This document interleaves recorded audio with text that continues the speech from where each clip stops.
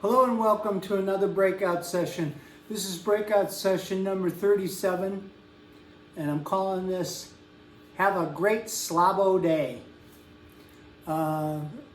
So stick around and see what the heck I'm talking about.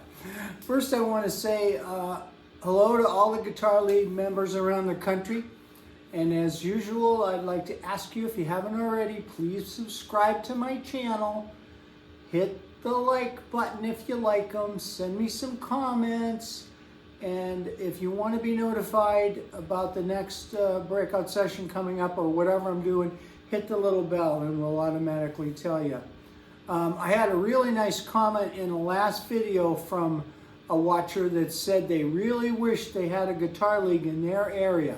And they're out in Santa Rosa, California. So if anybody's thinking of starting one up, let us know. And we'll be happy to help you do that too.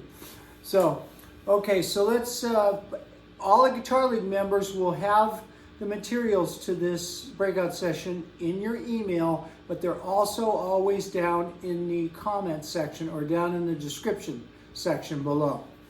So we're going to get started right away. So we're going to stick in the key of A. We recently did 2 breakout sessions where we were in the key of A. Breakout session number 33 and number 35, where you learned some blues licks and some country licks in the key of A. So we're sticking there, and we're going to do an A pentatonic scale to start off with. Okay? I call this the sliding scale. Our friend Max Rich calls this the best pentatonic scale ever. So, and we're using, again, you know, I like to use shapes, rectangles and triangles and things like that. So this scale takes advantage of them. So the first part, we're doing an A minor pentatonic scale, and we are, but we're not going to start it. We're not going to start the scale on the one note of the scale. In this case, we're going to start it on the flat 7 of the scale. So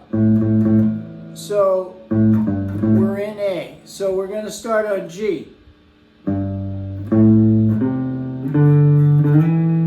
So if you see, we're going to do a little, there's a rectangle shape there. So we're going G, A, C, D, E. So it's a rectangle and a slide.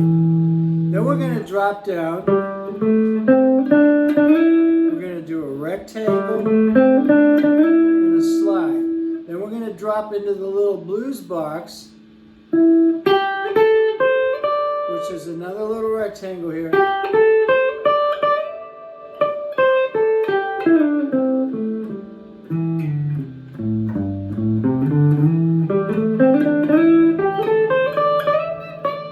So instead of doing the A minor pentatonic in position 1, just straight up and down, where it starts to sound like a scale, this way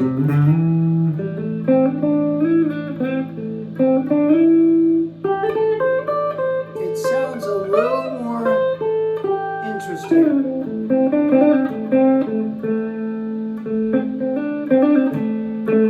Okay, so we have rectangle, slide, drop down, rectangle, slide.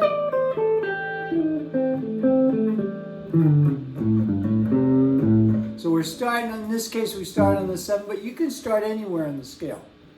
Okay, but we're not starting on the 1, which gives us a little different kind of a sound. But, as you see on the chart, I marked the root notes in red on that one.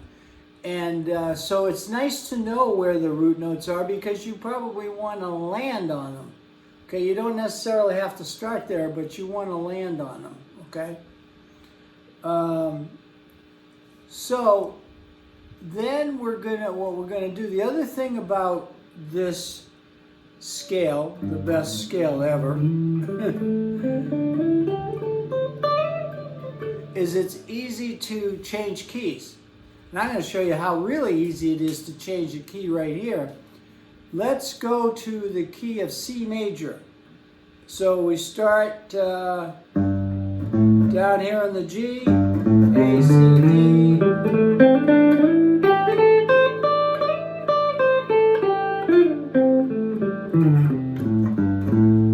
That might look familiar because it's the exact same scale that we just did. Only now we're in the key of C. And we know why that works because A minor is the relative minor in the key of C. So this makes it pretty easy then to change keys with this shape because you could just do it with shapes. You don't have to know all the notes on the fretboard. But why wouldn't you want to know all the notes on the fretboard? I actually included a note chart of the fretboard in your packet because you know me, I'm always hounding on that. You should learn all the notes on the fretboard because you will advance so much faster because then if you want to change keys, you'll know where the note is that you want to go to change. Okay, but so let's change that. Let's change that to B minor.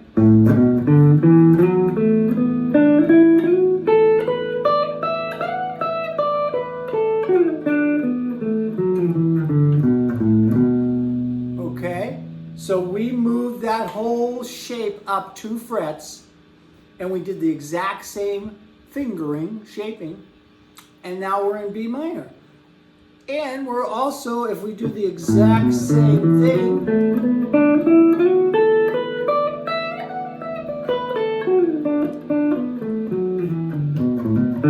we're in D major because B minor is the relative minor to D major and so on all the way up the neck.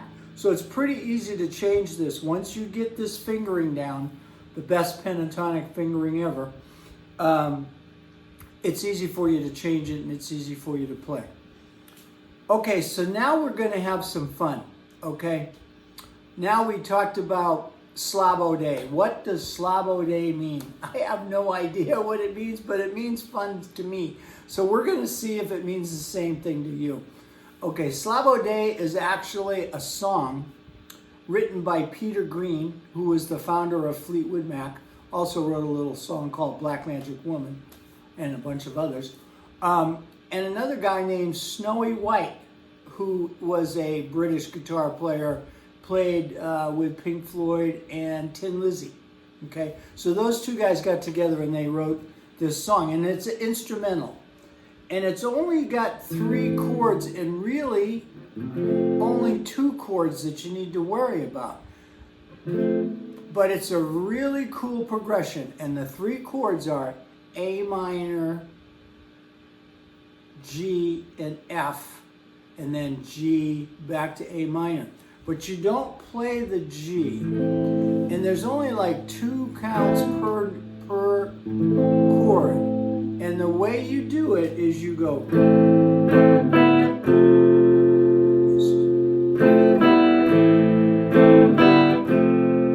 So when you change from the A minor, down, down, then you go up. The up, when you hit the open strings, B, G, and D, that is a G chord. Okay, so you hit the chord twice, you hit the open strings, and you play an F, open strings in the A minor. So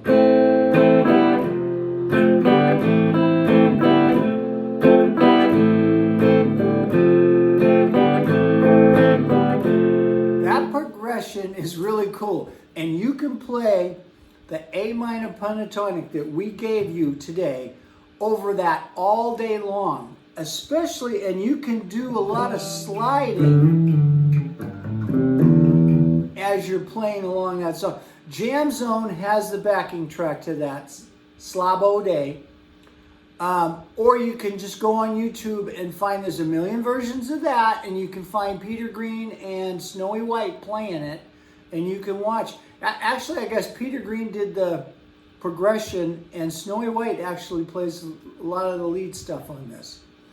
So it's just a fun song. It goes on like that for a long time. You heard me playing it coming in on this. So you can practice that and any other A minor pentatonic scale that you know. That is a great song to practice on.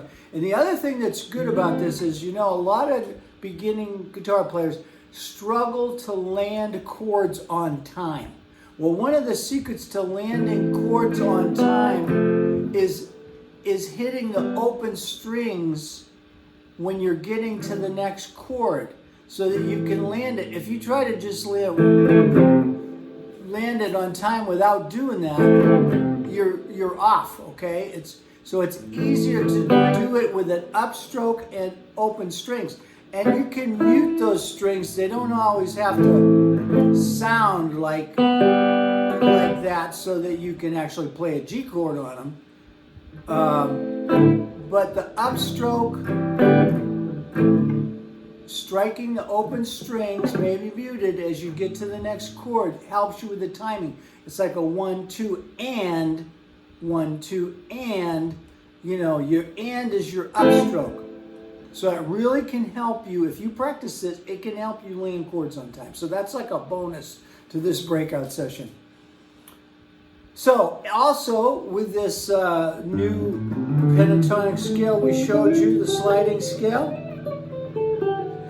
you could play that same progression over any C progression. You know, that same A minor pentatonic scale, sliding scale, over a C progression, like a 1, 4, 5 in C. If you can get a backing track to that and play that same progression. And this will give you a whole different insight to the pentatonic scale and changing keys and learning between the relative minor and a major in any key.